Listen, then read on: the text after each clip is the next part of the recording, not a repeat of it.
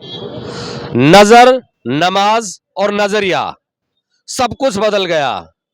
एक रोज मुझे इश्क हुआ और मेरा खुदा बदल गया। नेता किसी भी पार्टी के हो और किसी भी देश के हो, जब तक एक पार्टी में होते हैं उनका खुदा वही होता है, और जैसे ही पार्टी बदलते हैं खुदा बदलते हैं, उनको देर नहीं लगती। दरअसल कांग्रेस में आज दरअसल राहुल गांधी की राजस्थान में भारत जोड़ो न्याय यात्रा का यह अंतिम दिन था, और कांग्रेस के तमाम बड़े नेता उनकी अगवानी में मौजूद रहे उनके मंच पर। दूसरी तरफ बीजेपी ने जिन 15 प्रत्याशियों की सूची जारी की है, उन प्रत्याशियों ने अपने चुनावी अभियान की शुरुआत अपने अपने तरीके से की है। अलवर की बात करें तो अलवर से भारतीय जनता पार्टी के प्रत्याशी भूपेंद्र यादव कल भिवाड़ी आए, बाबा मोहन राम के दर्शन किए, उनका आशीर्वाद लिया और निकल पड़े अपने चुनावी अभियान पर। कल जब वो भिवाड़ी आए थे तो मैं कह रहा था कि उनके काफिले में भीड़ कम थी।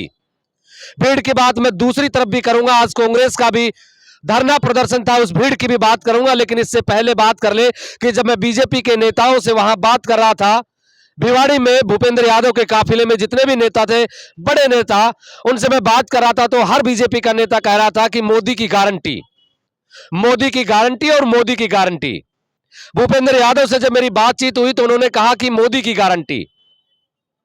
मैं मोदी की गारंटी इसलिए कह रहा हूं बार बार क्योंकि भूपेंद्र यादव वो नेता है, हालांकि राजस्थान से 25 सांसद चुनकर जाते हैं, उनमें से कोई एक आदि ऐसे हैं जिनकी डायरेक्ट प्रधानमंत्री नरेंद्र मोदी और अमित शाह से मुलाकात होती होगी, या अपने इलाके की कोई समस्या सीधे प्रधानमंत्री नरेंद्र मोदी और अमित शाह को बता पाते होंगे। लेकिन भूपेंद्र यादव वो चेहरा है, वो राज्यसभा सांसद रहे हैं, उस तरह के मंत्री रहे हैं कि इनकी डायरेक्ट एंट्री प्रधानमंत्री नरेंद्र मोदी के ऑफिस और अमित शाह के ऑफिस में रही है। जब आज भूपेंद्र यादव अलवर थे, सुबह पत्रकारों से प्रेस वार्ता की, अपने पत्रकारों के सवालों के जवाब दिए और निकल पड़े अपने चुनावी अभियान पर। बीजेपी के जितने नेता, पुराने कार्यकर्ता और नेता हैं, उनके घर पर जाने का सिलसिला शुरू हुआ, नेताओं के घर पे गए। लेकिन कुछ सवाल हैं, क्या बीजेपी के नेता और पत्रकार ये सवाल पूछ पाएंगे भूपेंद्र यादव से, जिस तरीके से बीजेपी कह रही है कि मोदी की गारंटी पे चुनाव लड़ा जाएगा। मोदी की गारंटी की बात करें तो 2014 में प्रधानमंत्री बनने से पहले चुनावी अभियान में प्रधानमंत्री नरेंद्र मोदी ने कई वादे किए थे जनता से। उन वादों का क्या रहा, क्या कोई ये पूछ पाएगा? क्या बीजेपी के नेता, क्योंकि जब उनके घर पे जाएंगे, उनके घर पर मुलाकात होगी, तो क्या बीजेपी के नेता सार्वजनिक मंच से नहीं तो उनके कान में कहकर पूछेंगे कि उन वादों का क्या रहा? क्या रहा 2 करोड़ नौकरियों देने का जो हर साल दी जानी थी? क्या रहा काले धन का? इतना धन बताया गया था चुनाव से पहले कि हर व्यक्ति के अकाउंट में 15-15 लाख रुपए आ जाएंगे।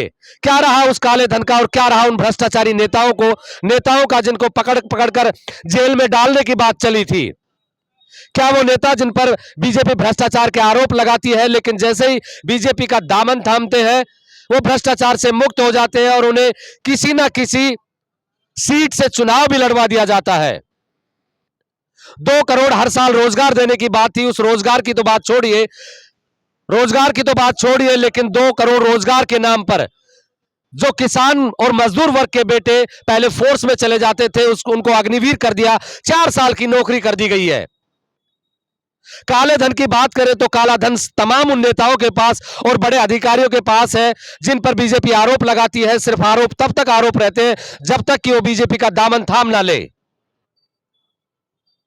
क्या रहेगा उन प्रधानमंत्री का 100 स्मार्ट सिटी का? प्रधानमंत्री मोदी ने चुनाव से पहले कहा था कि 100 स्मार्ट सिटी इस देश में बनेंगी।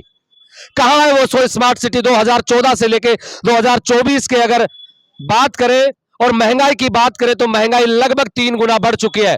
उस हिसाब से 2 के बजाय 4 करोड़ रोजगार होने चाहिए थे।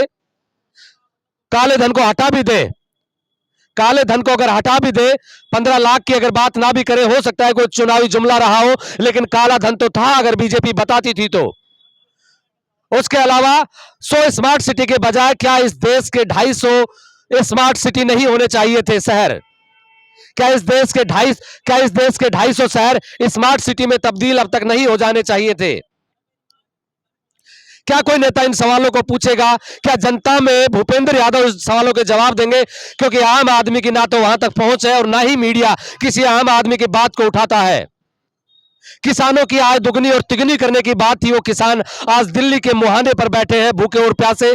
उनके रास्ते में कीले बिछा दी जाती हैं, बड़े बड़े बैरिकेड्स लगा दिया जाते हैं, रोडों को इस तरीके से चुनवा दिया जाता है जिस तरीके से अनारकली को दीवार में चुनवा दिया गया था। इसी तरीके से भारतीय जनता पार्टी के नेता और प्रशासन ने जिस तरीके से किसानों के सामने दीवार लगाई है, क्या इन सवालों के जवाब भूपेंद्र यादव दे पाएंगे? कल मैं ये कह रहा था, हालांकि ये सवाल है जो जनता पूछेगी और इन नेताओं को जवाब देना भी चाहिए, क्योंकि कब तक ये खामोश रहेगी जनता। दूसरा, कल मैं कह रहा था कि जब भूपेंद्र यादव जिस कद के नेता है, भिवाड़ी आए, उनका जो स्वागत हुआ, काफिला छोटा लगा। लेकिन आज कांग्रेस की बात करें, कांग्रेस आज प्रदर्शन एसबीआई बैंक के सामने विरोध प्रदर्शन कर रही थी और प्रदर्शन के नाम पर मुट्ठी भर लोग थे, जिला अध्यक्ष थे और मुट्ठी भर भी लोग वो थे जो लोकसभा का टिकट चाहते हैं। एक प्रत्याशी के साथ में 3 उनके समर्थक साथ आए थे। इसको कुल मिलाकर अगर संख्या की बात करें तो एसबीआई बैंक के सामने वह मुश्किल 50 लोग आए होंगे। इस संख्या को देखकर क्या कहा जा सकता है कि कांग्रेस किस तरीके से लोकसभा के चुनाव को लेकर तैयार है? भूपेंद्र यादव की भीड़ तो इस कांग्रेस की भीड़ से कई गुना ज्यादा थी। इसको देखकर यह अंदाजा लगाया जा सकता है कि विपक्ष के नाम पर जिस तरीके की बात की जाती है, विपक्ष का बड़ा चेहरा बनने की कोशिश कांग्रेस पार्टी करती है। लेकिन जब पूरे देश में विरोध प्रदर्शन हो और मुट्ठी भर कांग्रेस के कार्यकर्ता अगर विरोध करें तो जनता समझती है कि पलड़ा किसका भारी है। और यह कहा भी जाता है कि शक्ति के साथ हर व्यक्ति जुड़ने की कोशिश करता है। अगर कांग्रेस इसी तरीके से मुट्ठी भर लोगों के साथ प्रदर्शन करती रही तो तय मानिए कि बीजेपी के प्रत्याशी भूपेंद्र यादव के लिए यह शुभ संकेत है। सियासत की खबरें सुनने और जानने के लिए आप देखते रहिए ब्लैक एंड व्हाइट सच। मैं महेंद्र यादव। जय हिंद, जय भारत।